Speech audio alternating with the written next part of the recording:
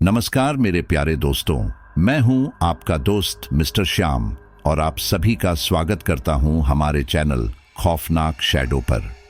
आज मैं आपके लिए एक ऐसी डरावनी कहानी लेकर आया हूं जिसे सुनकर न सिर्फ आपको डर का एहसास होगा बल्कि यह कहानी आखिर तक आपको अपने साथ बांधे रखेगी। ये कहानी है एक ट्रक ड्राइवर की जिनका नाम विनोद भाई है और उनके साथ ट्रक में एक कंडक्टर होता है जिसका नाम दीपक है। इस कहानी को मैं आपको विनोद भाई के पॉइंट ऑफ व्यू से सुनाने वाला हूं, यानी जो कुछ भी हुआ, जैसा हुआ, आप सब कुछ उन्हीं की आंखों और एहसासों के जरिए सुनेंगे। कहानी शुरू करने से पहले बस इतना कहना चाहता हूं कि आपने अब तक कई डरावनी कहानियां सुनी होंगी, लेकिन आज की कहानी कुछ अलग है, कुछ ज्यादा गहरी, कुछ ज्यादा सच्ची और कहीं ज्यादा खौफनाक। और अगर आप इस चैनल पर पहली बार आए हैं तो चैनल खौफनाक शैडो को सब्सक्राइब जरूर करें ताकि आप हमारी इस छोटी सी फैमिली का हिस्सा बन सकें और आने वाली सभी डरावनी कहानियां आप तक सबसे पहले पहुंचती रहें। तो बिना ज्यादा समय बर्बाद किए चलिए अब शुरू करते हैं यह खौफनाक कहानी। मैं विनोद हूँ, लोग मुझे विनोद भाई कहते हैं। पिछले 20 सालों से ट्रक मेरी दुनिया रहा है। दिन में सड़क, रात में सड़क और बीच में कहीं भी डर के लिए जगह नहीं। ऐसा नहीं है कि मैंने डर देखा नहीं, लेकिन समय के साथ आदमी उसे अनदेखा करना सीख जाता है। रातें मेरी साथी रहीं, अंधेरा मेरा दोस्त। जब बाकी लोग घर लौटते हैं मैं इंजन स्टार्ट करता हूँ। मैंने हमेशा माना कि जो दिखता है वही सच है। भूत, आत्मा, परछाइयाँ, ये सब थके दिमाग की उपज है। उस रात भी मैं यही सोच रहा था। मुझे क्या पता था कि वो रात मेरी बाकी सारी रातों से अलग होगी और जो कुछ मैं देखने वाला था वो मेरे विश्वास को धीरे धीरे तोड़ देगा। बिल्कुल वैसे ही जैसे जंग लगा शीशा अचानक छटक जाए। दिल्ली ट्रांसपोर्ट यार्ड की पीली रोशनियों में ट्रक नंबर 17 खड़ा था। वही पुराना ट्रक, वही भारी आवाज, वही डीजल की गंध। नागपुर का माल था, लंबा रास्ता, लेकिन मेरे लिए नया नहीं। उसी ट्रक में पहली बार दीपक बैठा था, नया खलासी, उम्र में छोटा, चेहरे पर मासूमियत और बातों में जरूरत से ज्यादा उत्साह। वो लगातार कुछ न कुछ बोल रहा था, जैसे चुप्पी से डरता हो, लेकिन उसकी आंखें वो अजीब थीं। हर बार जब वो इधर उधर देखता लगता जैसे कुछ खोज रहा हो या किसी से बच रहा हो। मैंने ध्यान नहीं दिया। नए लड़कों में घबराहट आम बात है। फिर भी न जाने क्यों ट्रक स्टार्ट करने से पहले मैंने साइड मिरर में खुद को देखा। मेरी आंखों में पहली बार हल्की थकान से ज्यादा कुछ था। रास्ते में एक ढाबे पर रुके, वही आखिरी चाय, टूटे बेंच, पीली बल्ब की रोशनी और ट्रक ड्राइवरों की जानी पहचानी आवाजें। बातें चल रही थीं, किराए की, पुलिस की और फिर अचानक हाईवे की। किसी ने कहा रात में एक औरत दिखती है, लिफ्ट मांगती है। किसी ने हंस दिया, किसी ने सिर हिला दिया। दीपक चुप हो गया। उसकी उंगलियां कप को कसकर पकड़े थीं। मैंने जोर से हंसते हुए कहा कि सड़क पर डर नहीं, बस नींद होती है। सब हंसे, लेकिन दीपक नहीं। उसने मेरी तरफ देखा जैसे कुछ कहना चाहता हो, फिर नजरें झुका लीं। उस पल हवा अचानक ठंडी लगने लगी। चाय का स्वाद भी कुछ अजीब सा था, जैसे जली हुई यादों का। रात के ठीक 11:47 पर मैंने ट्रक स्टार्ट किया। जैसे ही ढाबे की रोशनी पीछे छूटी, बारिश की हल्की बूंदें शीशे पर पड़ने लगीं। सड़क चमकने लगी और अंधेरा गाढ़ा होता चला गया। इंजन की आवाज में अजीब सी गूंज थी, जैसे वो भी कुछ कहना चाहता हो। दीपक खिड़की से बाहर देख रहा था, बहुत ज्यादा ध्यान से। मैंने रेडियो की तरफ हाथ बढ़ाया, लेकिन याद आया वो तो कई दिनों से खराब था। फिर भी अचानक उसमें से एक पुराना गाना बजने लगा। आवाज साफ नहीं थी, जैसे किसी सुरंग के भीतर से आ रही हो। अगले ही पल गाना टूट गया और सिर्फ शोर रह गया, खरखराहट, फुसफुसाहट और बीच बीच में कुछ ऐसा जो शब्दों जैसा लगता था। मैंने रेडियो बंद करने की कोशिश की, लेकिन बटन ने जवाब नहीं दिया। शोर अपने आप धीमा हुआ, फिर अचानक बिल्कुल बंद। ट्रक के अंदर सन्नाटा फैल गया, सिर्फ बारिश और इंजन की आवाज। मैंने दीपक की तरफ देखा, उसका चेहरा सफेद पड़ चुका था। भाई, रेडियो तो। उसने अधूरा वाक्य छोड़ दिया। मैंने उसे डांटते हुए कहा कि ध्यान भटका मत, लेकिन मेरे अपने दिल की धड़कन तेज हो चुकी थी, क्योंकि मुझे साफ याद था रेडियो खराब था। मैंने खुद उसे ठीक करवाने से मना किया था। फिर वो कैसे चला? सवाल मन में उठा और बिना जवाब के रह गया, जैसे अंधेरे में पड़ा कोई गड्ढा। सड़क आगे बढ़ती रही, लेकिन मुझे लगने लगा कि हम कहीं बहुत भीतर जा रहे हैं। बारिश अब भी हल्की थी, मगर हवा में नमी के साथ कुछ और भी था। एक अजीब सी गंध, जैसे गीली मिट्टी और पुराने लोहे की। मैंने शीशे से बाहर देखा। हेडलाइट की रोशनी में सड़क सामान्य थी, लेकिन उसके बाहर कुछ भी साफ नहीं दिख रहा था। दीपक बार बार साइड मिरर की तरफ देख रहा था। मैंने पूछा तो उसने सिर हिला दिया। उस पल मुझे एहसास हुआ कि मैं पहली बार बेचैन हूं। ऐसा नहीं कि डर रहा हूं, लेकिन मन के किसी कोने में एक आवाज उठी, कुछ ठीक नहीं है। और वो आवाज मेरी नहीं लग रही थी। मैंने ट्रक की रफ्तार थोड़ी कम की। दिल ने कहा कि सतर्क रहो, दिमाग ने कहा कि बेकार की सोच है। लेकिन जब आदमी अपने ही तर्कों से लड़ने लगे, तब समझ लेना चाहिए कि मामला साधारण नहीं। रेडियो फिर से 1 सेकंड के लिए चालू हुआ।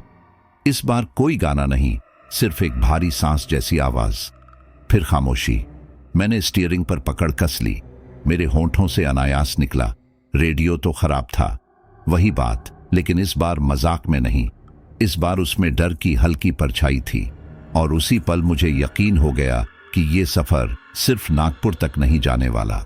आधी रात कब पार हुई मुझे ठीक से याद नहीं। घड़ी की सुइयां जैसे थक गई थीं। हाईवे अब पूरी तरह सुनसान था, इतना कि इंजन की आवाज भी अजनबी लगने लगी। सड़क सीधी थी, फिर भी खत्म होने का नाम नहीं ले रही थी। जितना चलता उतनी ही लंबी होती जाती। हेडलाइट की रोशनी में डामर चमकता था, लेकिन उसके बाहर कुछ नहीं, न पेड़, न खंभे, न कोई हरकत। ऐसा लग रहा था जैसे मैं किसी खाली सुरंग में घुस गया हूं। मन में एक अजीब सी बेचैनी थी, जो कारण पूछने पर चुप हो जाती। मैंने खिड़की थोड़ा सा खोली। ठंडी हवा चेहरे से टकराई, पर उसमें सुकून नहीं था। हवा में वही गीली मिट्टी और पुराने लोहे की गंध थी। उस गंध के साथ कुछ और भी था, जैसे किसी ने देर से रोई हुई सांस छोड़ दी हो। दीपक अब बिल्कुल चुप नहीं था, लेकिन उसकी खामोशी बोल रही थी। वह बार बार साइड मिरर की तरफ देखता, फिर सामने, फिर पीछे। उसकी आंखें फैल जातीं और पलकें झपकना भूल जातीं। मैंने उससे पूछा तो उसने पहले तो सिर हिलाया, फिर धीमी आवाज में बोला कि उसे पीछे सड़क के किनारे कोई दिखा। मैंने झुंझलाकर कहा कि ध्यान भटका मत, रात में आंखें धोखा देती हैं।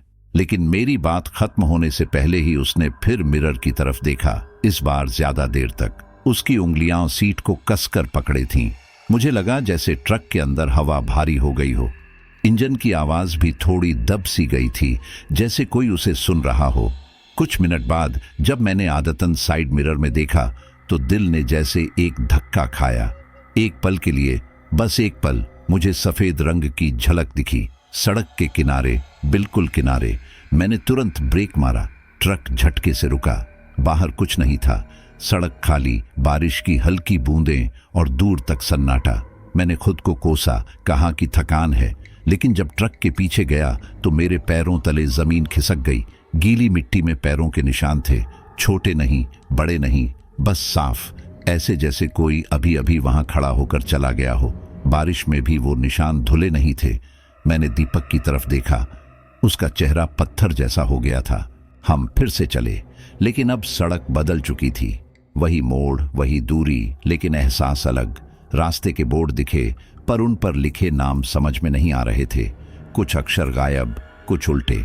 जीपीएस ने अचानक घूमना शुरू कर दिया, कभी बाएं, कभी दाएं, फिर सीधा, और हर बार आवाज वही, जैसे रास्ता खुद तय कर रहा हो। मैंने सिस्टम बंद कर दिया। मुझे भरोसा मशीनों से ज्यादा अपने हाथों पर था, लेकिन आज हाथ भी अनजान लग रहे थे। दीपक ने फुसफुसाकर कहा कि यह वही जगह है। मैंने पूछा, कौन सी? उसने जवाब नहीं दिया, बस बाहर देखता रहा, जैसे किसी पुराने दृश्य को पहचान रहा हो। सड़क के दोनों तरफ अब अंधेरा और गाढ़ा हो गया था। हेडलाइट की रोशनी उसमें घुल जाती, वापस नहीं लौटती।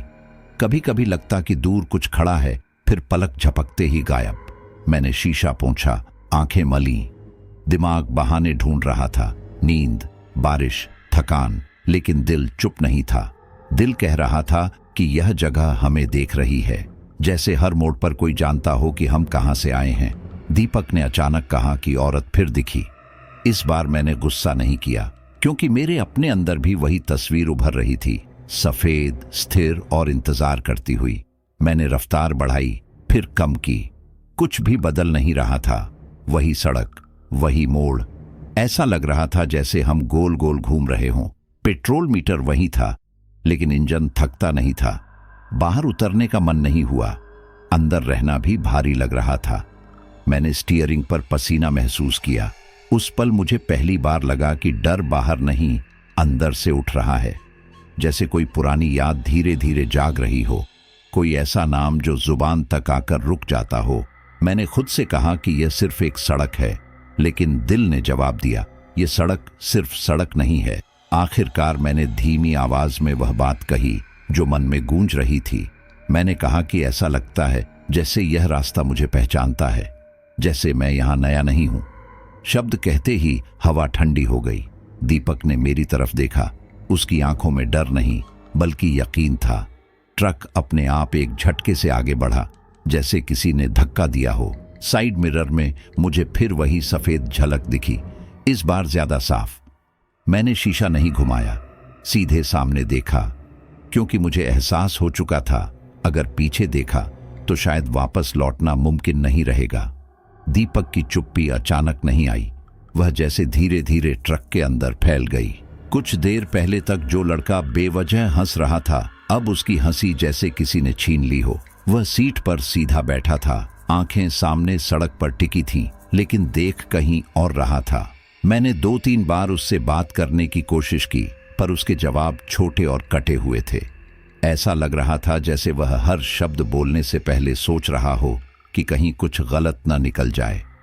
ट्रक के अंदर अब सिर्फ इंजन की आवाज थी, और उस आवाज में भी मुझे अजीब सी घबराहट महसूस हो रही थी। उसकी खामोशी मुझे खटक रही थी, क्योंकि मैं जानता था जो लोग अचानक चुप हो जाते हैं, उनके दिमाग में कुछ बहुत शोर मचा रहा होता है।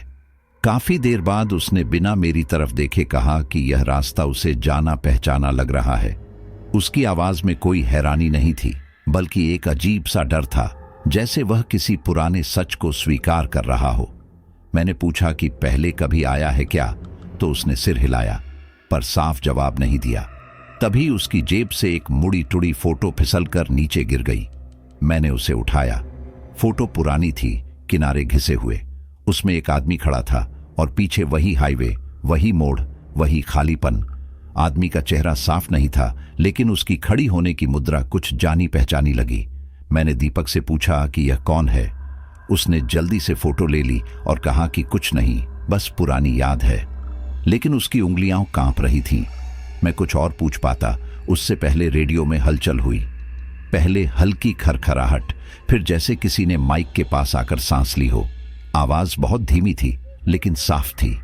किसी ने मेरा नाम लिया, एकदम पास से, जैसे कान के भीतर। मैंने स्टीयरिंग कसकर पकड़ा। दीपक ने मेरी तरफ देखा। उसकी आंखों में सवाल नहीं, डर था। रेडियो अपने आप बंद हो गया, लेकिन ट्रक के अंदर सन्नाटा और भारी हो गया। मैंने खुद को समझाया कि दिमाग खेल कर रहा है, पर दिल ने माना नहीं। बाहर सड़क वही थी, अंदर कुछ बदल चुका था। मुझे पहली बार लगा कि हम सिर्फ इस रास्ते से नहीं गुजर रहे, ये रास्ता भी हमारे भीतर से गुजर रहा है। मैंने घड़ी की तरफ देखा। सुइयां 3:17 पर अटकी हुई थीं। पहले ध्यान नहीं गया था, लेकिन अब चाहे जितनी देर देखता, समय आगे नहीं बढ़ रहा था। मैंने घड़ी को थपथपाया, कलाई घुमाई, पर कुछ नहीं बदला। दीपक ने बहुत धीमी आवाज में कहा कि यही वो वक्त है। मैंने पूछा, कौन सा वक्त? उसने जवाब दिया, भाई, इस टाइम पर कोई जिंदा नहीं चलता। उसके शब्द ट्रक के अंदर गूंज गए। बाहर हल्की बारिश अब रुक चुकी थी, लेकिन शीशे पर पानी की बूंदें हिल नहीं रही थीं। ऐसा लग रहा था जैसे पूरी दुनिया थम गई हो, और सिर्फ हम 2 लोग किसी अजीब घड़ी के अंदर फंस गए हों। मेरे दिमाग में सवालों की भीड़ थी, लेकिन जुबान से एक भी नहीं निकला। मैंने सामने सड़क देखी, वही सीधी लकीर, वही अंधेरा, लेकिन अब वह मुझे खाली नहीं लग रही थी।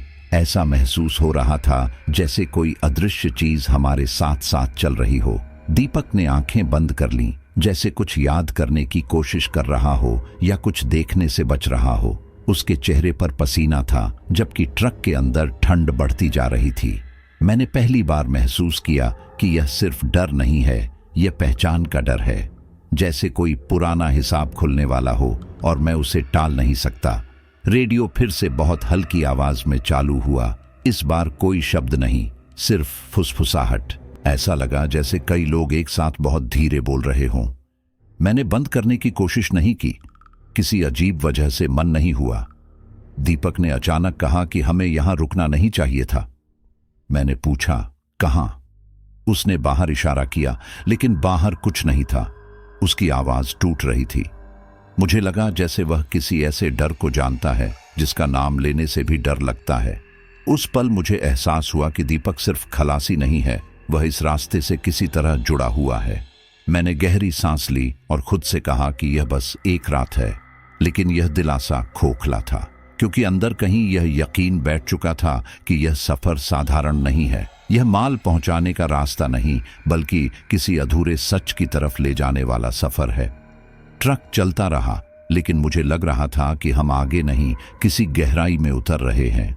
दीपक की खामोशी अब बोझ बन चुकी थी, और उस बोझ के नीचे दबकर मुझे पहली बार साफ समझ आया, मैंने रातों में बहुत कुछ देखा है, लेकिन जो अब सामने आने वाला है उसके लिए मैं कभी तैयार नहीं था। ट्रक एक झटके से धीमा हुआ, जैसे उसने खुद किसी चीज को पहचान लिया हो।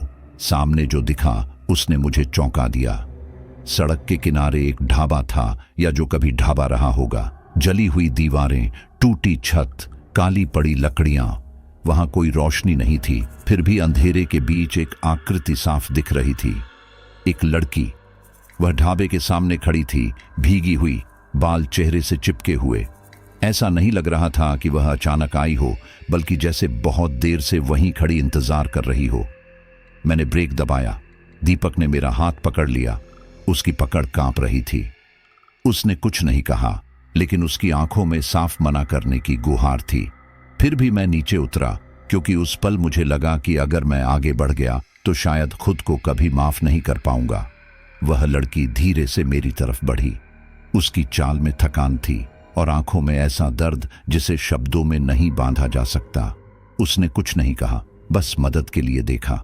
उसकी आवाज जब निकली तो बहुत हल्की थी, लेकिन उसमें अजीब अपनापन था, जैसे कोई बहुत पुराना रिश्ता अचानक बोल उठा हो। उसने कहा कि उसे आगे जाना है, बहुत दूर नहीं।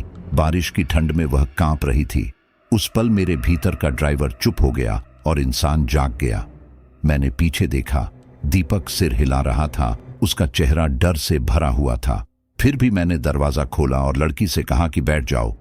उसका नाम मैंने नहीं पूछा, उसने खुद कहा, मीरा। मीरा के ट्रक में बैठते ही मुझे अजीब सी ठंड महसूस हुई, जैसे किसी ने अंदर की हवा बदल दी हो। दीपक सीट के कोने में सिमट गया। उसने मीरा की तरफ देखना तक छोड़ दिया। मीरा ने धीरे से मुस्कुराया, और वह मुस्कान किसी डरावनी चीज जैसी नहीं थी। उसमें थकान थी, लेकिन सुकून भी।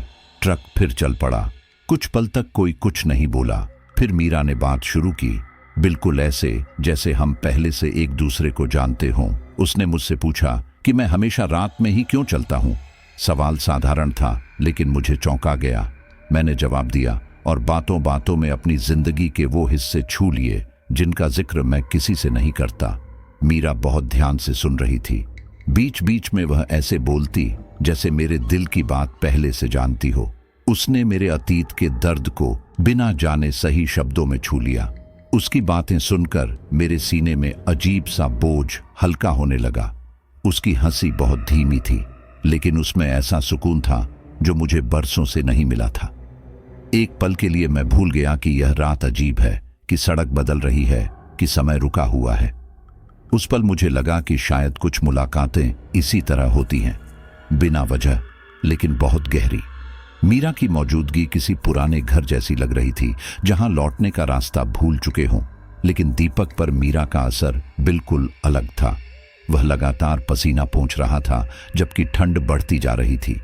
वह जानबूझकर खिड़की की तरफ देखता या आंखें बंद कर लेता। जब मीरा की हंसी गूंजती, वह और सिमट जाता। एक बार उसकी नजर गलती से मीरा से मिल गई और वह जैसे कांप उठा। उसने तुरंत मुंह फेर लिया। मुझे गुस्सा आया। मैंने उससे कहा कि वह ठीक से बैठे, लेकिन मेरी आवाज में वह सख्ती नहीं थी। क्योंकि मन के किसी कोने में एक सवाल उठ चुका था। अगर मीरा इतनी सामान्य है तो दीपक इतना डरा हुआ क्यों है? मीरा ने ट्रक के अंदर चारों तरफ देखा और हल्की आवाज में कहा कि यहां ठंड है। यह कहते ही जैसे ठंड और बढ़ गई। मेरी सांस से भाप निकलने लगी। शीशों पर धुंध जम गई। मैंने हीटर चालू करने की कोशिश की, लेकिन कुछ नहीं हुआ। मीरा ने अपनी हथेलियां आपस में रगड़ी और मुझे लगा जैसे वह आवाज बहुत ज्यादा तेज है। दीपक ने बहुत धीमी आवाज में मेरा नाम लिया, लेकिन मैंने सुना नहीं, या शायद सुनना नहीं चाहा। मीरा ने मेरी तरफ देखा। उसकी आंखों में दर्द अब और गहरा था। उस दर्द में शिकायत नहीं थी, सिर्फ इंतजार था। ट्रक आगे बढ़ता रहा, लेकिन मुझे लगने लगा कि हम किसी और दिशा में जा रहे हैं। मीरा की आवाज मेरे कानों में रह गई थी। उसकी मौजूदगी मेरे भीतर उतर चुकी थी। मैं यह नहीं समझ पा रहा था कि मैं उसकी मदद कर रहा हूं या वह मेरी। दीपक की खामोशी और मीरा का सुकून दोनों एक साथ ट्रक में थे और दोनों के बीच मैं फंसा हुआ था। उस पल मुझे यह एहसास नहीं था कि यह मुलाकात सिर्फ सफर का हिस्सा नहीं है, बल्कि किसी बहुत बड़े सच की शुरुआत है। मीरा मेरे पास बैठी थी, लेकिन मुझे लग रहा था कि वह मुझसे बहुत पहले से यहां मौजूद है। मीरा से बात करते करते कब मेरी आवाज धीमी पड़ गई, मुझे पता ही नहीं चला। उसकी मौजूदगी में मेरे भीतर कुछ खुलने लगा था। उसने मुझसे मेरी जिंदगी के बारे में पूछा और बातों बातों में मेरी पत्नी का जिक्र आ गया। मैंने उसका नाम नहीं लिया, फिर भी मीरा ने ऐसे देखा जैसे सब जानती हो। उसने पूछा कि क्या मैं अब भी रात में उसी मोड़ से गुजरते समय ब्रेक दबाने से डरता हूं। यह सवाल सुनते ही मेरी उंगलियां स्टीयरिंग पर जम गईं। यह बात मैंने कभी किसी को नहीं बताई थी। मेरी पत्नी की मौत के बाद मैं हर रात उस मोड़ से बचता रहा था। मीरा की आवाज में कोई चालाकी नहीं थी, फिर भी उसके शब्द सीधे मेरी यादों में घुस गए। उसकी आंखों में झांकते हुए मुझे पहली बार लगा कि वह मुझे समझ नहीं रही, बल्कि पढ़ रही है। ट्रक के अंदर अचानक हवा भारी हो गई। मीरा चुप हो गई और खिड़की के बाहर देखने लगी। उसकी चुप्पी में भी कुछ था, जैसे वह कुछ तय कर रही हो। दीपक सीट पर और सिमट गया। उसने बहुत धीमी आवाज में मुझे पुकारा, जैसे डरता हो कि कोई सुन लेगा। मैंने उसकी तरफ देखा तो उसने मेरे कान के पास आकर फुसफुसाया कि यह लड़की इंसान नहीं है। उसके शब्दों में घबराहट नहीं, यकीन था। मैं गुस्से में मुड़ा, लेकिन मुंह से कुछ निकलने से पहले ही मेरी नजर साइड मिरर पर चली गई। दिल जैसे रुक गया। मीरा की सीट खाली थी। वहां कोई परछाई नहीं, कोई हरकत नहीं। ट्रक चल रहा था, लेकिन पीछे की सीट पर वह नहीं थी। मैंने झटके से ब्रेक दबाया। ट्रक कांपता हुआ रुका। पीछे मुड़कर देखा, मीरा वहीं बैठी थी, बिल्कुल शांत, जैसे कुछ हुआ ही ना हो। उसने मेरी तरफ देखा और हल्की मुस्कान दी। उस मुस्कान में अब सुकून नहीं था, उसमें कुछ ठंडा था, जैसे पत्थर पर जमी ओस। मैं कुछ बोल पाता उससे पहले ही ट्रक के शीशे पर एक आवाज आई, खुरचने की, अंदर से। मैंने देखा, शीशे पर नाखूनों के निशान उभर रहे थे, एक के बाद एक। कोई बाहर नहीं था, निशान अंदर से बन रहे थे। दीपक चीखना चाहता था, लेकिन आवाज गले में अटक गई।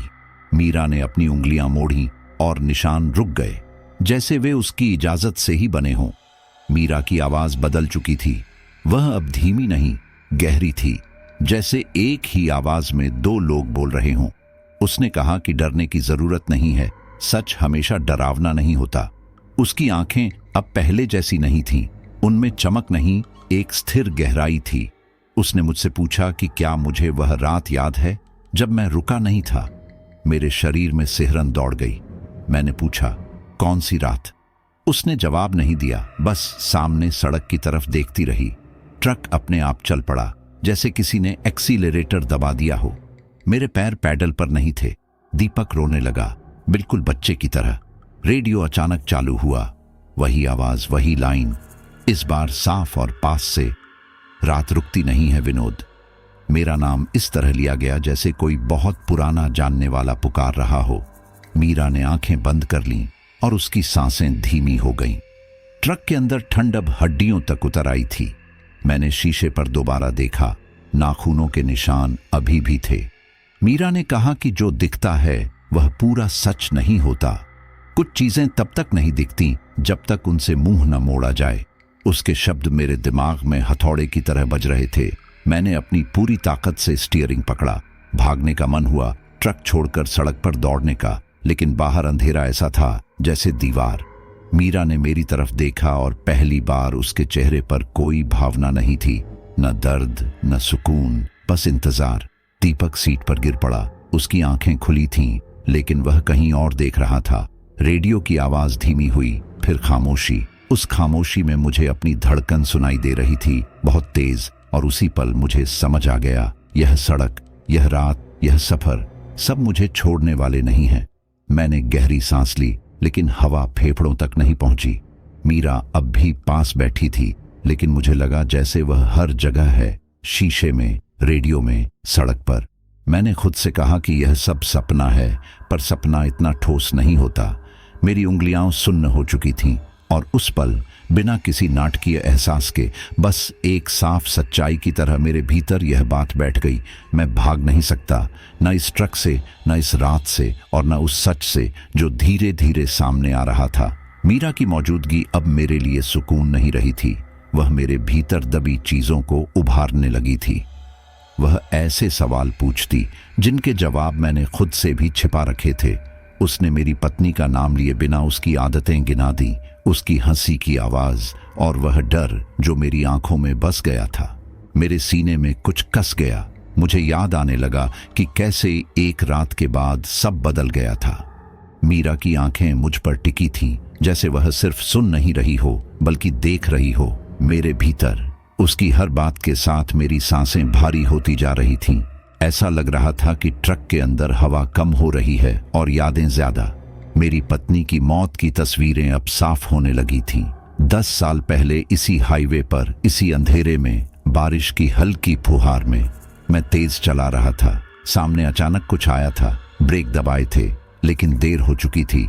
उस रात मैंने किसी को सड़क किनारे पड़े देखा था। मैंने रुकने का सोचा, फिर नहीं रुका। डर गया था। पुलिस, झंझट, बदनामी सब एक साथ दिमाग में आया और मैं आगे बढ़ गया।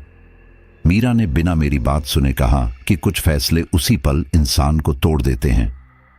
उसकी आवाज में आरोप नहीं था, लेकिन सच था, और सच सबसे ज्यादा डरावना होता है। मीरा बार बार सामने इशारा करने लगी, कहती रही कि वही जगह है। हर मोड़ पर वही दृश्य दोहराता, टूटा हुआ बैरियर, सड़क पर फैला अंधेरा और मेरी धड़कन। मुझे समझ नहीं आ रहा था कि मैं जाग रहा हूं या किसी पुराने सपने में फंस गया हूं। सड़क कभी पास लगती, कभी दूर।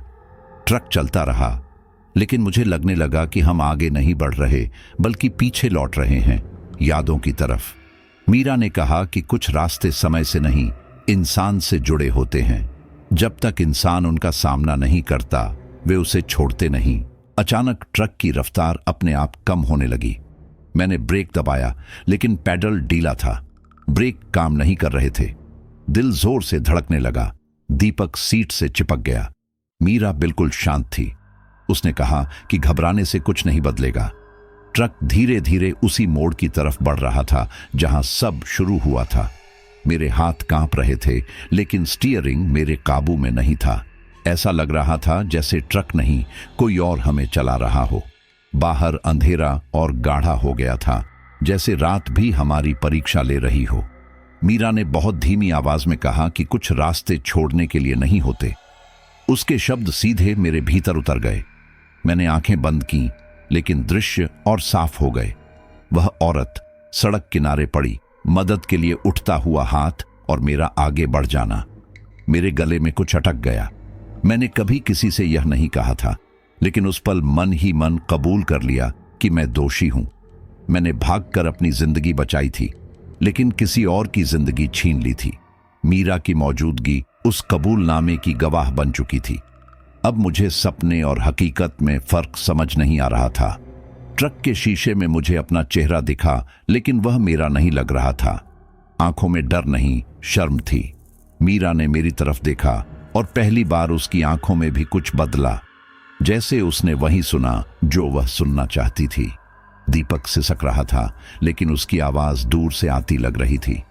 ट्रक अब लगभग रुक चुका था, लेकिन ब्रेक मैंने नहीं लगाए थे। ऐसा लगा जैसे सड़क ने खुद हमें थाम लिया हो।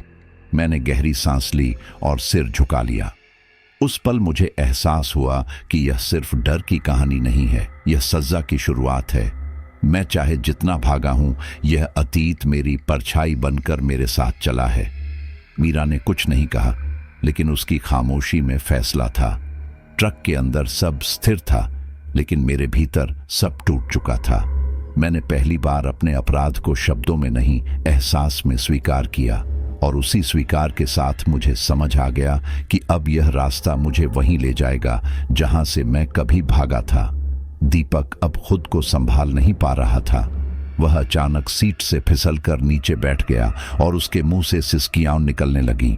यह साधारण रोना नहीं था, यह किसी बरसों से दबे डर के फूट पड़ने जैसा था। उसके कंधे हिल रहे थे, सांस टूट रही थी। मैंने उसका नाम लिया, लेकिन उसने मेरी तरफ देखा तक नहीं। उसकी आंखें किसी और जगह टिकी थीं, जैसे वह ट्रक के अंदर नहीं, किसी और रात में मौजूद हो। कुछ पल बाद उसने भारी आवाज में बोलना शुरू किया, जैसे हर शब्द गले से खींचकर बाहर लाना पड़ रहा हो। उसने कहा कि उसका बड़ा भाई इसी सड़क पर मरा था। अचानक ट्रक के अंदर की हवा और भारी हो गई। इंजन की आवाज दूर चली गई और उसके शब्द मेरे कानों में हथौड़े की तरह पड़ने लगे। दीपक ने बताया कि उसके भाई की मौत एक एक्सीडेंट में हुई थी। रात का वक्त, बारिश, सुनसान हाईवे। जैसे जैसे वह बोलता गया, मेरी सांसें तेज होती गईं। उसने तारीख बताई, फिर समय। हर एक बात मेरी यादों से टकरा रही थी। वही रात, वही घंटा, वही अंधेरा। मेरे हाथ अपने आप स्टीयरिंग से फिसल गए। ये इत्तेफाक नहीं हो सकता था। दीपक की आवाज अब कांप रही थी, लेकिन उसके शब्द साफ थे। उसने कहा कि उसके भाई को किसी ने टक्कर मारी थी और बिना रुके चला गया था। सड़क पर पड़ा वह आदमी घंटों तड़पता रहा। जब मदद पहुंची, तब तक बहुत देर हो चुकी थी। उस पल मुझे लगा जैसे ट्रक की दीवारें मेरे करीब आ रही हों। उसने सिर उठाकर मेरी तरफ देखा। उसकी आंखों में आंसू नहीं, एक अजीब शांति थी। उसने कहा कि उसने जानबूझकर मेरे साथ यह ट्रिप ली थी। उसने मेरा नाम, मेरा ट्रक, मेरा रूट सब पहले से पता किया था। वह बदला लेने नहीं आया था, उसे बस सच जानना था। वह यह देखना चाहता था कि वह आदमी जो उस रात नहीं रुका, क्या अब भी भाग रहा है। उसके शब्द सीधे मेरे सीने में लगे। मैं कुछ नहीं बोल पाया। मेरे मुंह से कोई सफाई नहीं निकली, क्योंकि सच यह था कि मैं भागा था, सालों से। दीपक ने कहा कि वह हर रात अपने भाई को सपनों में उसी सड़क पर खड़ा देखता है। मीरा अब तक खामोश थी, लेकिन जब दीपक ने आखिरी बात कही तो उसके होंठों पर एक अजीब मुस्कान उभरी। वह मुस्कान न खुशी की थी, न दुख की। वह जैसे किसी इंतजार के पूरा होने की थी। दीपक की नजर उस पर पड़ी और वह सिहर उठा। उसने कहा कि अब उसे भी चीजें दिखने लगी हैं। उसने ट्रक की खिड़की की तरफ इशारा किया। मैंने देखा, अंधेरे में परछाइयां हिल रही थीं, कभी सड़क के किनारे, कभी ठीक हमारे पास। वे साफ नहीं थीं, लेकिन मौजूद थीं, जैसे कोई देख रहा हो। दीपक की सांस तेज हो गई। उसने कहा कि अब उसे अपने भाई की आवाज सुनाई देती है, बिल्कुल पास से। ट्रक अब भी चल रहा था, लेकिन मुझे लग रहा था कि हम किसी घेरे में फंस चुके हैं। दीपक ने आंखें बंद कर लीं और दोनों हाथों से सिर पकड़ लिया। उसकी आवाज टूट रही थी। उसने कहा कि वह सच जानकर भी आजाद नहीं हुआ, उल्टा अब और बंध गया है। मीरा ने बहुत धीमी आवाज में कहा कि सच हमेशा राहत नहीं देता, कभी कभी वह सिर्फ रास्ता दिखाता है। उसके शब्दों के साथ ही एक ठंडी लहर ट्रक के अंदर फैल गई। मुझे लगा जैसे किसी ने मेरी गर्दन के पीछे सांस ली हो। मैंने पीछे देखा, लेकिन कुछ नहीं था। फिर भी वह एहसास वहीं था। मेरे भीतर अब कोई शक नहीं बचा था। यह मुलाकातें यूं ही नहीं हुई थी। दीपक, मीरा और मैं तीनों किसी एक ही बिंदु से जुड़े थे। एक रात, एक फैसला और एक अधूरा सच। दीपक ने मेरी तरफ देखा और पहली बार उसकी आंखों में आरोप नहीं था, बस थकान थी, जैसे वह अब लड़ना नहीं चाहता। मीरा ने मेरी तरफ देखा और उसकी नजर में वही गहराई थी जो शुरू से थी। मुझे समझ आने लगा कि यह सफर किसी मंजिल की तरफ नहीं, बल्कि एक हिसाब की तरफ जा रहा है, और यह हिसाब हम तीनों का था। ट्रक के बाहर अंधेरा और घना हो गया। परछाइयां अब स्थिर थीं, जैसे इंतजार कर रही हों। दीपक की सांसें थोड़ी शांत हुईं, लेकिन उसका चेहरा सफेद था। मेरे हाथ कांप रहे थे, लेकिन अब डर अकेला नहीं था। उसमें अपराध, पछतावा और सच्चाई सब मिल चुके थे। उस पल मुझे साफ एहसास हुआ कि हम तीनों अलग अलग लोग नहीं हैं, हम एक ही कहानी के अलग अलग हिस्से हैं। और जब कहानी एक हो जाती है तो उससे भागने का कोई रास्ता नहीं बचता। सड़क अब सड़क जैसी नहीं रही थी। हम चलते जा रहे थे, लेकिन वही मोड़ बार बार सामने आ रहा था। वही टूटा हुआ साइन बोर्ड, वही पेड़ की जली हुई ठूंठ, वही काली खाई। मैंने गिनना शुरू किया, तीसरी बार, चौथी बार, फिर गिनना छोड़ दिया। हर बार ट्रक मुड़ता, मुझे लगता अब कुछ बदलेगा, लेकिन कुछ नहीं बदलता। हाईवे जैसे अपने ऊपर ही घूम रहा था। दिमाग सुन्न होने लगा। आगे बढ़ने का एहसास था, लेकिन दूरी शून्य। दीपक ने कहा कि हम घूम रहे हैं। मीरा ने कुछ नहीं कहा, उसकी खामोशी में जवाब था। ट्रक के अंदर हवा और भारी हो गई, जैसे जगह सिकुड़ रही हो। मुझे लगने लगा कि अगर मैंने जोर से सांस ली तो शायद छत टूट जाएगी। मैंने नजर पेट्रोल मीटर पर डाली, सुई बिल्कुल नीचे थी, टंकी खाली। यह देखकर मुझे थोड़ी राहत भी हुई, कम से कम ट्रक रुकेगा। लेकिन वह रुका नहीं। इंजन उसी आवाज में चलता रहा, जैसे उसे पेट्रोल की जरूरत ही न हो। मैंने एक्सीलरेटर छोड़ा, फिर दबाया, कोई फर्क नहीं। ट्रक अपनी मर्जी से चल रहा था। दीपक ने कांपती आवाज में पूछा कि यह कैसे हो सकता है। मेरे पास कोई जवाब नहीं था। मीरा ने बहुत शांत स्वर में कहा कि कुछ चीजें अब नियमों पर नहीं चलती। उस पल मुझे पहली बार लगा कि हम किसी मशीन में नहीं, किसी जिंदा चीज के पेट में बैठे हैं। मैंने ट्रक रोकने की कोशिश की और दरवाजा खोला। बाहर कदम रखते ही ऐसा लगा जैसे किसी दीवार से टकरा गया हूं। अंधेरा ठोस था, हवा नहीं, खालीपन नहीं, बस दबाव। मैंने हाथ आगे बढ़ाया, उंगलियां कांप गईं। ऐसा लगा जैसे अंधेरा मुझे पीछे धकेल रहा हो। कुछ कदम से ज्यादा आगे बढ़ना मुमकिन नहीं था। पीछे मुड़ा तो ट्रक दूर लग रहा था, जैसे वह भी मुझसे दूर जा रहा हो। मैंने जल्दी से वापस अंदर छलांग लगाई। दरवाजा बंद होते ही सांस थोड़ी लौटी। दीपक ने कुछ नहीं पूछा। उसके चेहरे से साफ था कि उसने भी वही महसूस किया था। दूर से आवाजें आने लगीं, पहले बहुत हल्की, फिर साफ। किसी के रोने की आवाज, फिर उसी के ऊपर किसी के हंसने की। दोनों एक साथ, जैसे खुशी और दर्द का फर्क मिट गया हो। आवाजें कभी पास लगती, कभी दूर। कभी लगता वे सड़क के नीचे से आ रही हैं। मीरा ने खिड़की की तरफ देखा। बाहर हेडलाइट की रोशनी में जले हुए वाहन दिखने लगे। ट्रक, कारें, मोटरसाइकिलें, कुछ उलटी, कुछ आधी दबी हुई। उनके नंबर प्लेट टूटे हुए थे, जले हुए, पहचान से बाहर।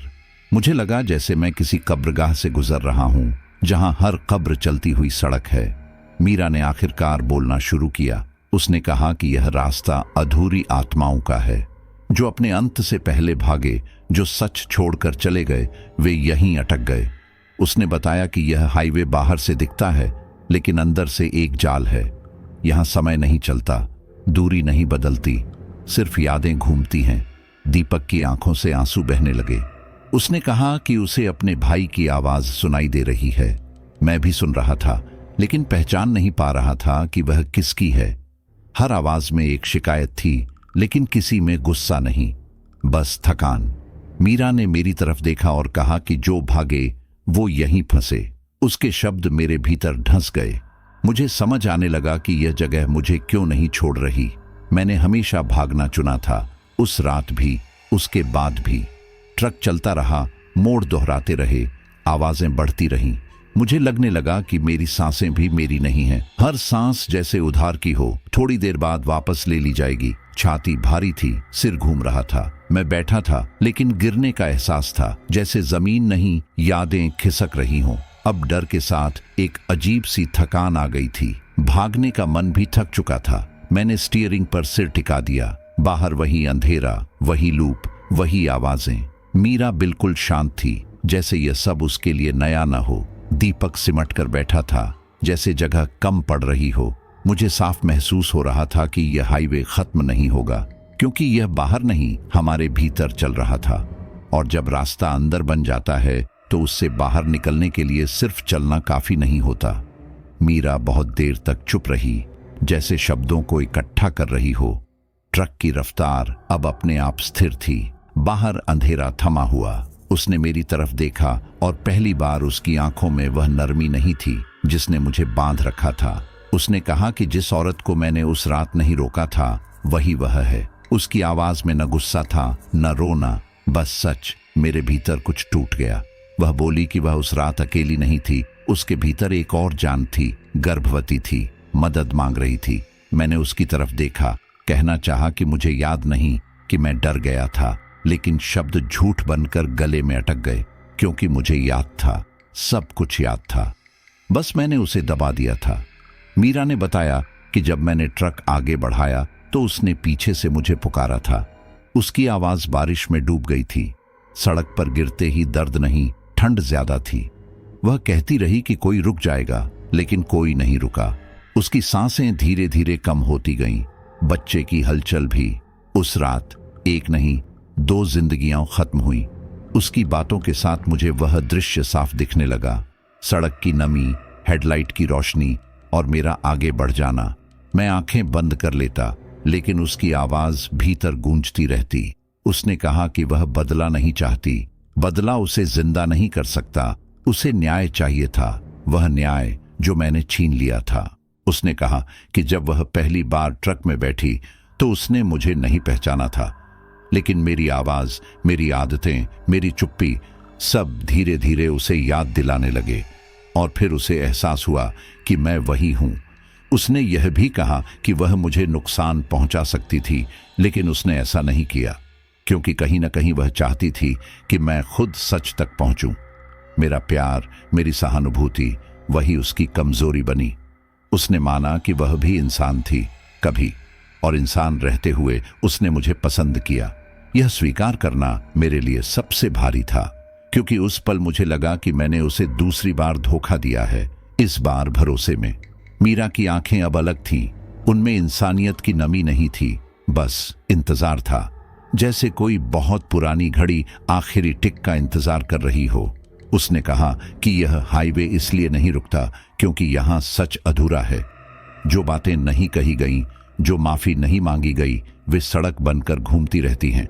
दीपक की सिसकियां धीमी पड़ चुकी थीं। वह सब सुन रहा था, लेकिन शायद पहले से जानता था। मेरे भीतर अपराध ने आकार ले लिया था। अब वह धुंध नहीं था, वह नाम वाला सच था। मीरा ने मेरी तरफ देखा और उस नजर में कोई उम्मीद नहीं थी, बस एक तय समय। मैंने कहा कि मुझे माफ कर दे। शब्द बहुत छोटे थे। उसने सिर हिलाया और कहा कि माफी से रात खत्म नहीं होती, रात तब खत्म होती है जब सच पूरा होता है। मैंने पूछा कि सच क्या है? उसने जवाब नहीं दिया, बस सामने सड़क की तरफ देखा। ट्रक की हेडलाइट्स में मुझे वही जगह दिखी जहां सब शुरू हुआ था, वही मोड़, वही खालीपन। मेरे हाथ कांप रहे थे, लेकिन अब डर के साथ एक अजीब शांति थी, जैसे किसी ने बहुत देर बाद सही सवाल पूछ लिया हो। मैंने महसूस किया कि मेरा भागना खत्म हो चुका है, अब सामना बाकी है। मीरा ने कहा कि उसने मुझे इसलिए चुना क्योंकि मैं अकेला नहीं था।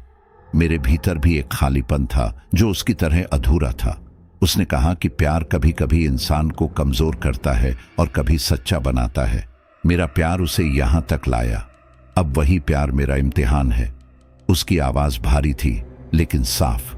ट्रक के बाहर आवाजें थम चुकी थीं, हाईवे जैसे सुन रहा हो। मैंने अपनी सांसों को गिना, हर सांस बोझिल थी लेकिन मेरी थी। पहली बार लगा कि उधार खत्म होने वाला है। उसने आखिरी बात कही, बहुत शांत स्वर में।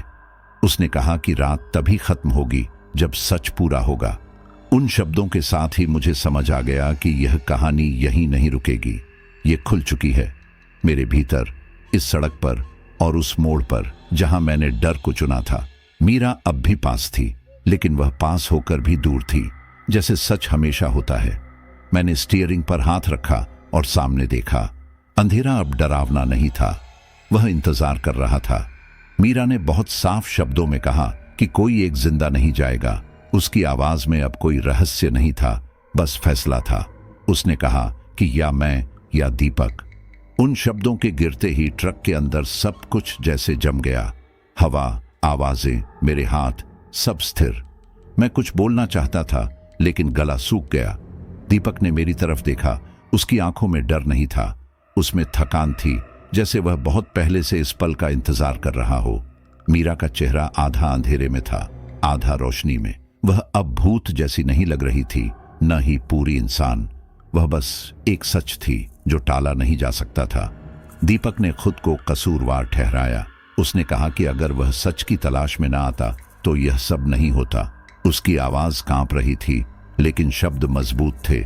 उसने कहा कि उसने अपने भाई की मौत को जीते जी ढोया है और अब और नहीं ढो सकता। वह बोला कि शायद किसी को मरना ही पड़े ताकि यह रास्ता खत्म हो। मैं उसे देखता रहा। यह वही लड़का था जो कुछ घंटे पहले हंसता था, बातें करता था। अब उसके चेहरे पर अजीब शांति थी। मैंने पहली बार महसूस किया कि मैं भागना चाहता हूं, लेकिन अब भागने की जगह नहीं बची थी। और अजीब बात यह थी कि अब मैं भागना चाहता भी नहीं था। ट्रक अचानक अपने आप धीमा हुआ और रुक गया, ठीक उसी जगह। वही मोड़, वही गड्ढा, वही टूटी रेलिंग। मुझे पहचानने में एक पल भी नहीं लगा। यह वही जगह थी जहां सब शुरू हुआ था। बाहर बारिश तेज हो गई, बिजली चमकी और पूरे हाईवे को एक पल के लिए रोशनी में नहला दिया। उस रोशनी में मुझे सड़क के किनारे खून के धब्बे दिखे, फिर अंधेरा लौट आया। बारिश की आवाज इतनी तेज थी कि दिल की धड़कन भी दब गई। ट्रक के अंदर की खामोशी और बाहर का शोर दोनों मिलकर मुझे तोड़ रहे थे। मीरा ने मेरी तरफ देखा। उस पल वह पूरी तरह इंसान जैसी लग रही थी। वही थकी हुई आंखें, वही दर्द, वही नमी, जैसे वह फिर से उस रात में लौट आई हो जब वह मदद मांग रही थी। उसने कहा कि यह फैसला आसान नहीं है, लेकिन जरूरी है। उसने पहली बार मेरा नाम बिना किसी गहराई के लिया, बिल्कुल सामान्य। उस आवाज में कोई डर नहीं था। दीपक ने धीरे से कहा कि मैं जिंदा रहूं ताकि सच आगे बढ़े। मैंने उसकी तरफ देखा और सिर हिलाया, लेकिन वह सिर हिलाना हामी नहीं था। वह बस यह मानना था कि यह पल आ चुका है। बारिश और तेज हो गई, बिजली फिर चमकी। मीरा का चेहरा एक पल के लिए बदल गया, फिर वही परछाई, वही खालीपन। उसने कहा कि समय कम है, हाईवे इंतजार नहीं करता। मैंने स्टीयरिंग से हाथ हटाया। यह पहली बार था जब मैंने ट्रक को अपने हाथों से छोड़ा। डर अब भी था, लेकिन उसके नीचे कुछ और था, स्वीकार। मैंने खुद से कहा कि जो मैं उस रात नहीं कर पाया वह अब करना होगा। मैंने दीपक की तरफ देखा। उसने आंखें बंद कर ली, जैसे वह तैयार हो। मैंने दरवाजे की तरफ हाथ बढ़ाया। वह भारी लग रहा था, जैसे पूरी रात उस पर टिक गई हो। बाहर बारिश की धाराएं शीशे पर फिसल रही थीं। मीरा चुप थी। उसका इंतजार अब खत्म होने वाला था। मेरे हाथ कांप रहे थे, लेकिन कदम स्थिर थे। मैंने दरवाजा खोल दिया। ठंडी हवा अंदर घुसी, लेकिन इस बार वह ठोस नहीं थी। उसमें एक रास्ता था। मैंने पीछे मुड़कर आखिरी बार देखा। ट्रक, दीपक और वह रात जिसने मुझे यहां तक लाया। उस पल मुझे समझ आ गया कि कुर्बानी हमेशा मौत नहीं होती, कभी कभी वह सामना होती है। मैंने बाहर कदम रखा। बारिश ने मुझे भिगो दिया, लेकिन डर धुलने लगा। हाईवे मेरे सामने था, खामोश, इंतजार करता हुआ। मीरा ने बहुत धीमी आवाज में कहा कि यही सच है और सच से कोई नहीं बचता। मैंने दरवाजा खुला छोड़ दिया, क्योंकि अब मुझे पता था जो भी होने वाला है वह भागकर नहीं, खड़े होकर होगा। मैं और दीपक आमने सामने खड़े थे। ट्रक हमारे पीछे था और सामने वही सड़क जो अब सड़क नहीं लगती थी। उस पल मुझे अपनी मौत साफ दिख रही थी, बिना किसी नाटक के, जैसे कोई तय तारीख सामने रख दी गई हो। दीपक की आंखें मेरी आंखों से नहीं हट रही थीं। उसके चेहरे पर डर था, लेकिन उससे ज्यादा एक अजीब सी स्वीकार्यता।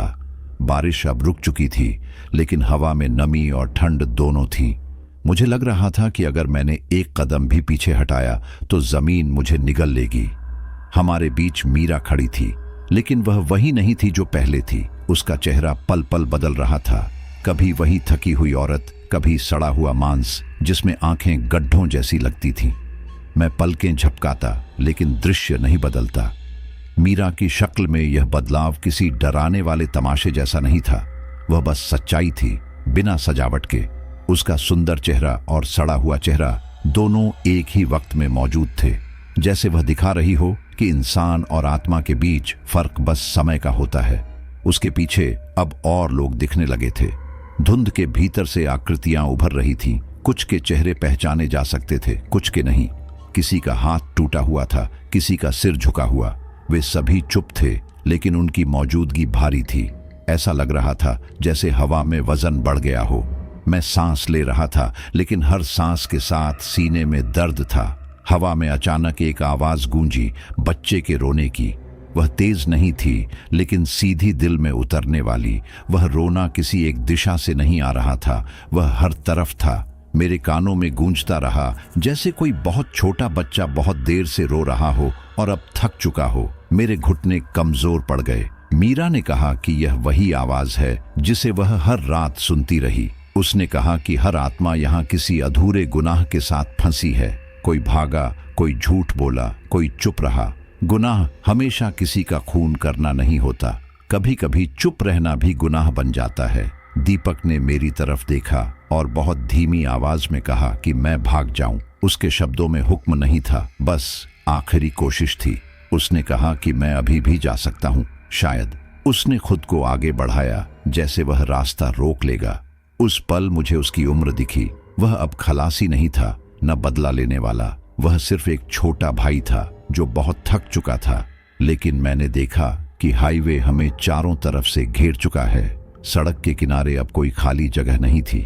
धुंध, परछाइयां और वह रोना सब मिलकर एक दीवार बना चुके थे। भागने का रास्ता अब सिर्फ एक विचार था, जगह नहीं। मेरे भीतर कुछ टूट रहा था, लेकिन उसी टूटन में एक साफ बात उभर रही थी। मैंने हमेशा यही सोचा था कि सज्जा से बच जाना समझदारी है, कि अगर कोई देख नहीं रहा तो गुनाह आधा रह जाता है। लेकिन अब मुझे समझ आ रहा था कि सज्जा से बचना ही सबसे बड़ा अपराध था। मैं सालों तक जिंदा रहा, लेकिन हर रात थोड़ा थोड़ा मरता रहा।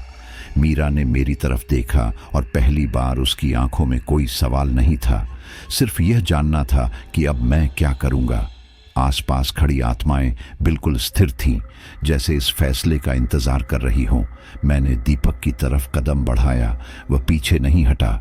उसकी आंखों में आंसू थे, लेकिन चेहरे पर राहत। मैंने उसके कंधे पर हाथ रखा। उस स्पर्श में कोई वादा नहीं था, बस सच्चाई थी। मीरा ने कहा कि यह अंत नहीं है, यह शुरुआत है। उसके शब्द मेरे भीतर गूंजे। मुझे एहसास हुआ कि यह कहानी अब डर की नहीं रही, यह हिसाब की कहानी बन चुकी थी। हवा ठंडी थी, लेकिन अब वह दबा नहीं रही थी। रोने की आवाज धीमी पड़ने लगी थी, जैसे कोई सुन रहा हो। मैंने चारों तरफ देखा। हाईवे, आत्माएं, मीरा, दीपक, सब एक ही पल में मौजूद थे। समय आगे नहीं बढ़ रहा था, लेकिन रुक भी नहीं रहा था। उस ठहरे हुए पल में मैंने पहली बार अपने डर को देखा और उसे पहचान लिया। वह डर मौत का नहीं था, वह डर था कि कहीं फिर से भाग न जाऊं। और उसी एहसास के साथ मुझे पता चल गया कि अब जो भी होगा वह टालना मुमकिन नहीं है, क्योंकि अंत की शुरुआत हो चुकी थी। मेरे पैरों ने मेरा साथ छोड़ दिया और मैं जमीन पर घुटनों के बल गिर गया। ठंडी गीली सड़क मेरे घुटनों से चिपक गई, लेकिन उस ठंड से ज्यादा मेरे भीतर जलन थी। ऐसा लगा जैसे वर्षों से रुकी हुई कोई दीवार अचानक ढह गई हो। मेरे मुंह से आवाजें निकलने लगीं, बिखरी हुई, टूटी हुई।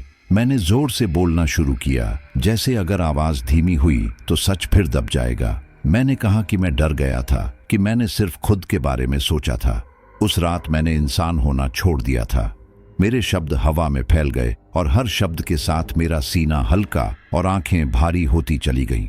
मैंने मीरा की तरफ नहीं देखा। मैं उससे माफी नहीं मांग रहा था, मैं खुद से बात कर रहा था।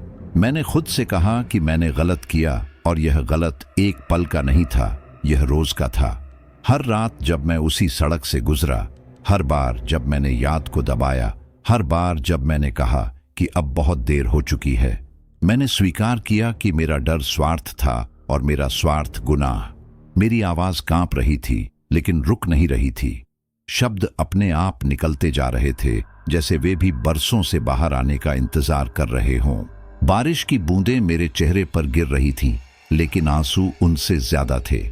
मैंने उस रात को पूरा बयान किया, कैसे मैंने ब्रेक दबाने से पहले सोचा था, कैसे मैंने पीछे देखा था और फिर आगे बढ़ गया था। मैंने बताया कि कैसे दिल ने कहा था रुक जाओ और दिमाग ने कहा था मत फंसो। मैंने स्वीकार किया कि मैं इंसान की जगह ड्राइवर बना रहा और रास्ते की जगह बहाना चुना।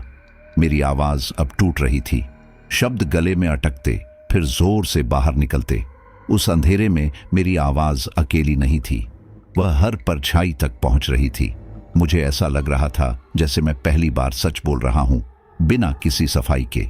जैसे जैसे मैं बोलता गया, आसपास का माहौल बदलने लगा।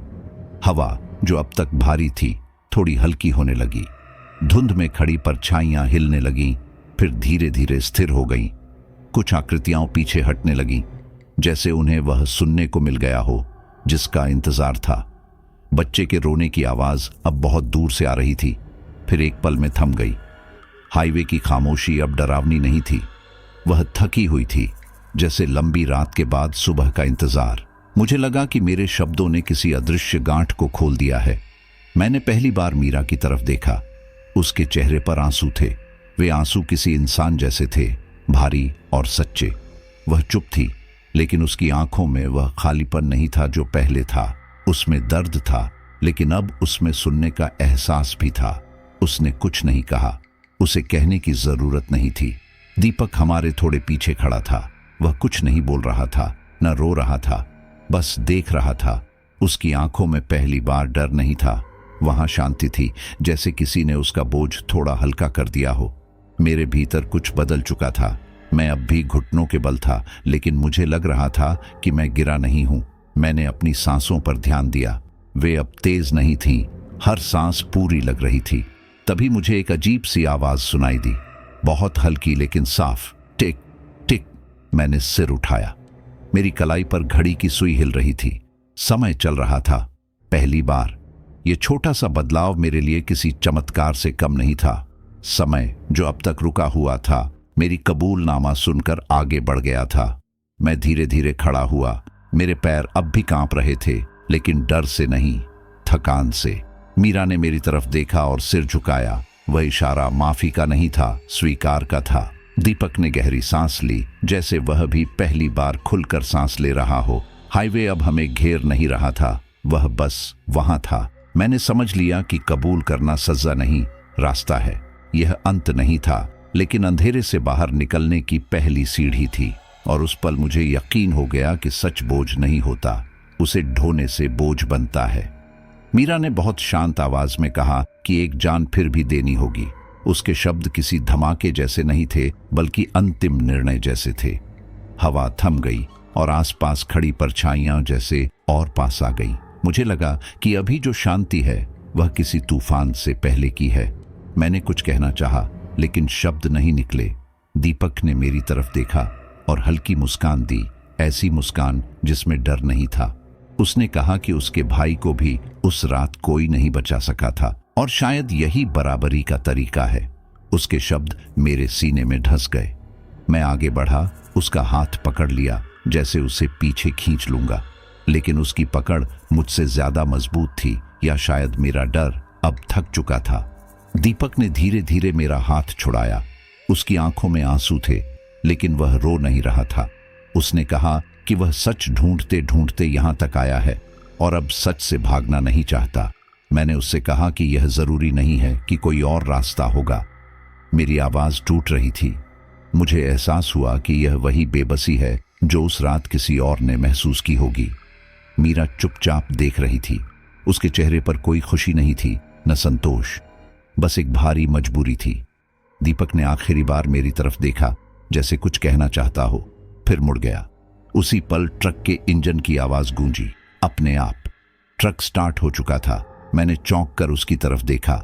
चाबी किसी के हाथ में नहीं थी। इंजन की आवाज गहरी थी, जैसे वह भी इस फैसले का हिस्सा हो। दीपक ने दरवाजा खोला और बिना पीछे देखे अंदर बैठ गया। मैंने उसे रोकने के लिए दौड़ना चाहा, लेकिन मेरे पैर जैसे जमीन में धंस गए हों। मीरा ने हाथ उठाया और मैं वहीं रुक गया। ट्रक की हेडलाइट्स जलीं और अंधेरे को चीरती हुई सामने फैल गईं। बारिश की हल्की बूंदें फिर गिरने लगीं। दीपक ड्राइवर की सीट पर बैठा था, लेकिन स्टीयरिंग अपने आप घूम रहा था। मुझे लगा जैसे ट्रक अब वाहन नहीं, एक रास्ता बन चुका है। मीरा ने ट्रक की तरफ देखा। यह पहली बार था जब उसकी आंखों में कुछ टूटता हुआ दिखा।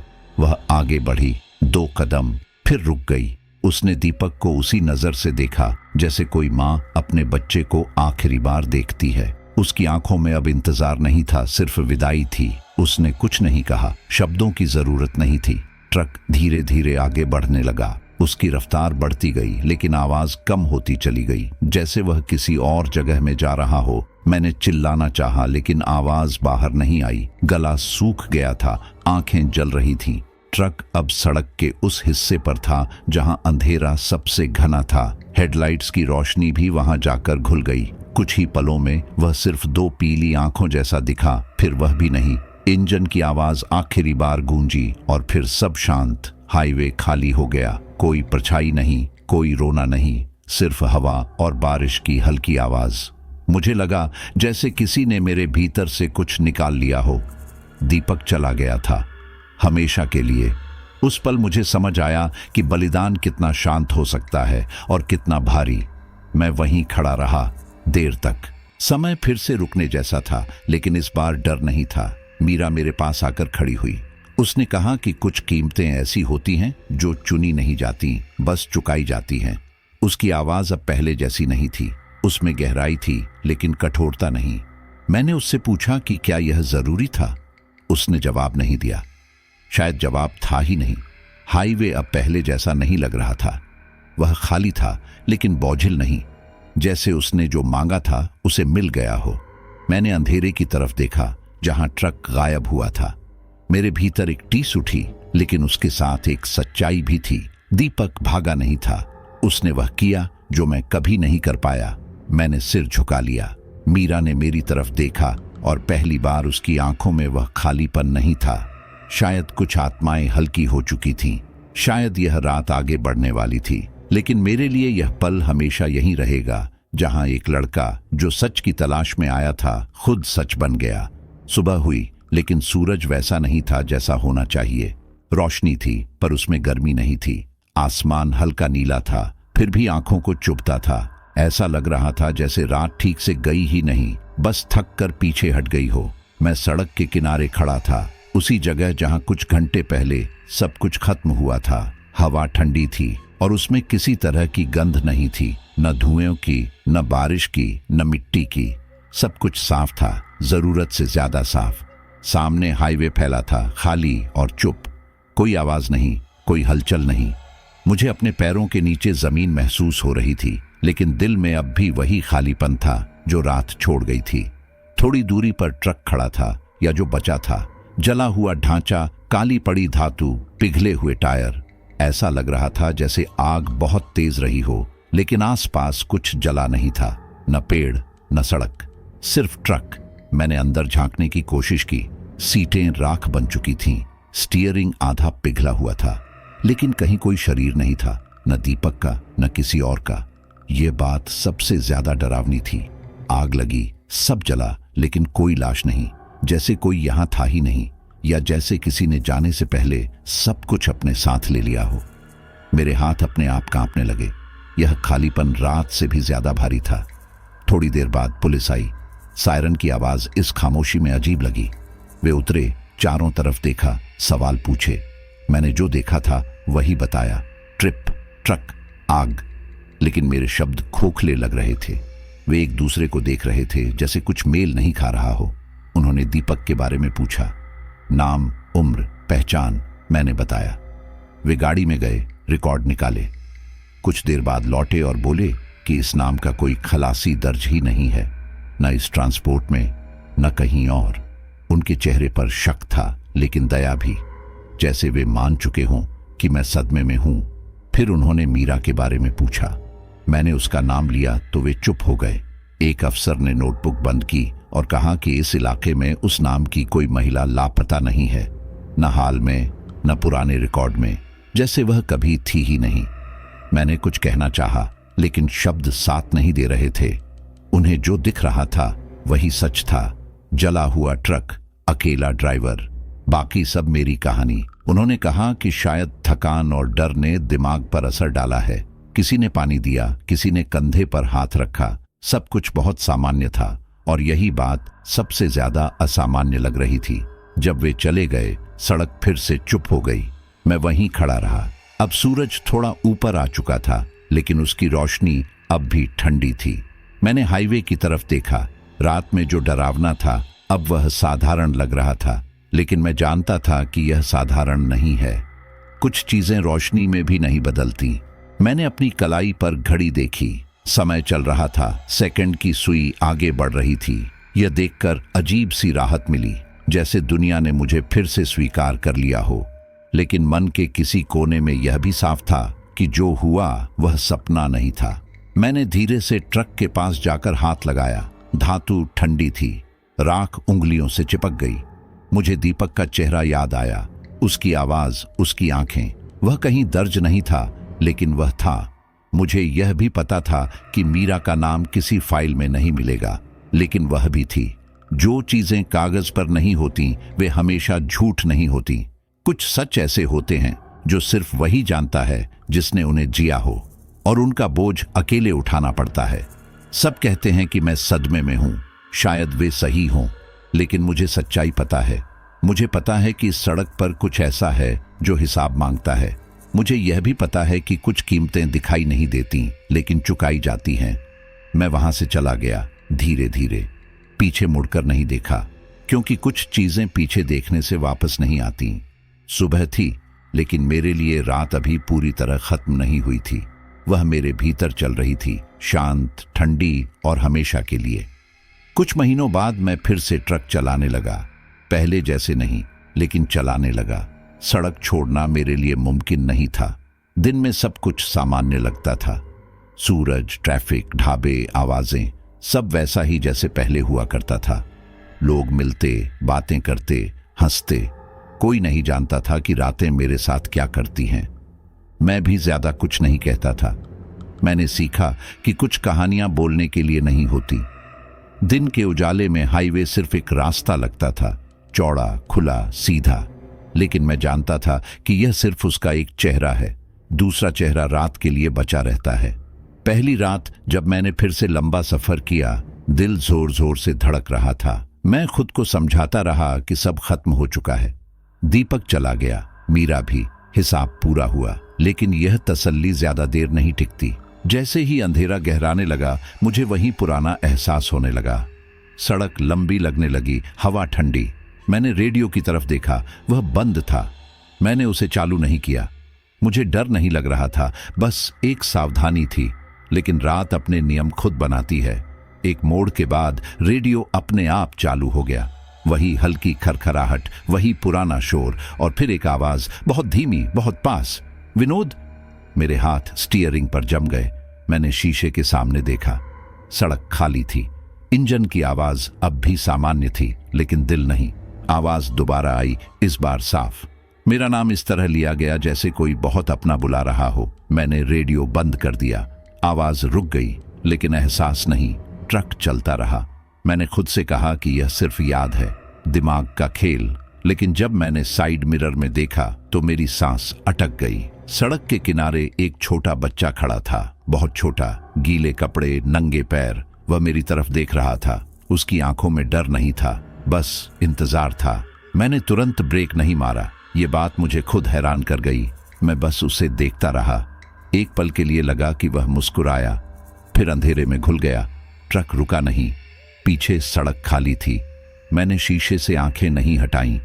दिल बहुत तेज धड़क रहा था, लेकिन हाथ कांप नहीं रहे थे, जैसे शरीर ने डर को पहचान लिया हो। कुछ देर बाद मुझे दूर, बहुत दूर, सड़क के किनारे एक परछाई दिखी। सफेद नहीं थी, काली भी नहीं, बस एक आकृति। वह स्थिर खड़ी थी। मैंने उसे पहचान लिया। कुछ चीजें देखने के लिए आंखों की जरूरत नहीं होती। मीरा की परछाई दूर खड़ी थी, पास नहीं आई, उसने हाथ नहीं उठाया। वह बस वहां थी, जैसे यह बताने के लिए कि सब खत्म नहीं हुआ है। हाईवे शांत था, लेकिन उस शांति में एक बुलावा था। ऐसा नहीं कि वह मुझे वापस उसी जगह ले जाना चाहता था। वह बस याद दिला रहा था कि कुछ रास्ते इंसान के साथ चलते हैं, चाहे वह कितना भी आगे निकल जाए। रेडियो बंद था, लेकिन मुझे उसकी आवाज अब भी सुनाई दे रही थी। यह आवाज कानों में नहीं, भीतर थी। मैंने ट्रक की रफ्तार कम नहीं की, आगे भी नहीं बढ़ाई, बस चलाता रहा। उस पल मुझे डर नहीं लगा। जो था वह स्वीकार था। मैंने समझ लिया था कि यह हाईवे मुझे छोड़ देगा या नहीं, यह मेरे हाथ में नहीं है। लेकिन अब मैं भाग नहीं रहा था। अगर फिर कोई पुकारेगा, मैं सुनूंगा। अगर फिर कोई रास्ता सामने आएगा, मैं देखूंगा। क्योंकि भागने से रास्ते खत्म नहीं होते, सिर्फ लंबे हो जाते हैं। रात और गहरी हो गई। रेडियो खामोश रहा। साइड मिरर में अब कुछ नहीं था, परछाई भी नहीं, सिर्फ सड़क और मेरी हेडलाइट्स। लेकिन मुझे पता था कि यह खामोशी स्थायी नहीं है, जैसे कुछ सांस रोक कर खड़ा हो। मैंने स्टीयरिंग पर हाथ कसकर रखा और सामने देखा। हाईवे खुला था, लेकिन अंतहीन, और उसी खुलेपन में उसका सबसे बड़ा डर छुपा था। मैं चलता रहा, ट्रक, सड़क और मैं, तीनों एक ही लय में। मुझे अब यह भ्रम नहीं था कि सब खत्म हो चुका है। कुछ चीजें खत्म नहीं होती, वे बस रूप बदल लेती हैं। कभी आवाज बनकर, कभी परछाई बनकर, कभी एहसास बनकर। और कुछ सफर ऐसे होते हैं जिनकी मंजिल नहीं होती। कुछ सफर कभी खत्म नहीं होते। तो ये थी हमारी आज की कहानी। एक ऐसी कहानी जो सिर्फ डराने के लिए नहीं थी, बल्कि यह दिखाने के लिए थी कि कुछ गलतियां वक्त के साथ खत्म नहीं होती। विनोद भाई आज भी ट्रक चलाते हैं, सड़क आज भी वही है, लेकिन कुछ रातें ऐसी होती हैं जो कभी पूरी नहीं होती। अगर इस कहानी ने आपको सोचने पर मजबूर किया हो, अगर किसी पल आपकी सांसें थम सी गई हों, तो समझ लीजिए कि कहानी अपना असर छोड़ गई है। अगर आपको ऐसी ही गहरी, खौफनाक और दिल के अंदर उतर जाने वाली डरावनी कहानियां पसंद हैं, तो चैनल खौफनाक शैडो को सब्सक्राइब करना न भूलें, क्योंकि यहाँ हर कहानी सिर्फ डर नहीं, एक साया छोड़कर जाती है। इस कहानी पर अपनी राय जरूर बताइए और अगली कहानी तक याद रखिए, कुछ साए कभी पीछा नहीं छोड़ते। फिर मिलेंगे एक नई डरावनी कहानी के साथ। तभी तक के लिए खौफनाक शैडो के साथ बने रहिए।